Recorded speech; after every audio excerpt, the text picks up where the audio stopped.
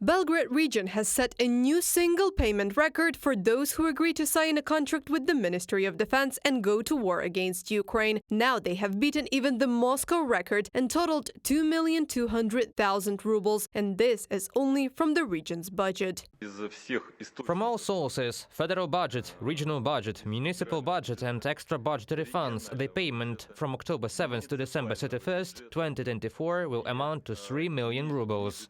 But local residents don't believe such promises. This is proven by the comments in social networks.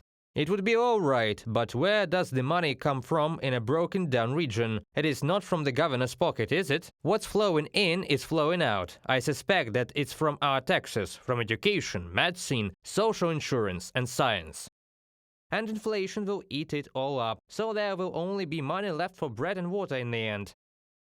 There's a very clever payment schedule. The final payment is after 2 months. Well, try to survive these 2 months in mid-assault. Comments on the Telegram channel Sober of the Wind. Despite the promised high payments, there are very few people willing to consciously go to death. That is why law enforcers carry out mass checks in the streets and subways of cities in order to settle the so-called issue of enrollment in the military register. Not only Russians of conscription age, but also foreigners fall under such raids, human rights activists report. And Russian conscript soldiers complained that they received payments for signing a contract with the Ministry of Defense. Also, they had not signed anything and refused such offers.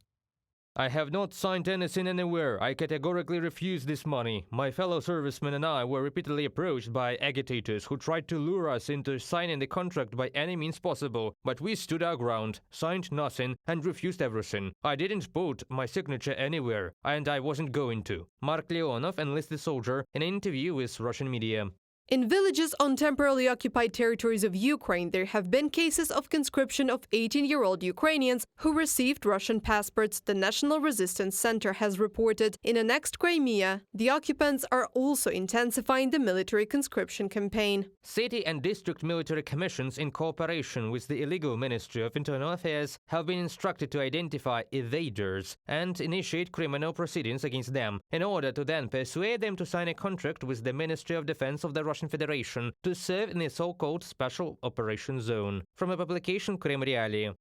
It is the conscription that is now the main recruitment pathway for the contract service, the human rights activists say. The 2024 autumn campaign has already lasted for 2 weeks, and all this time they have been receiving numerous appeals from enlisted servicemen and their relatives who claim that conscripts are actively persuaded to sign contracts with the Russian Defense Ministry for further participation in the war against Ukraine.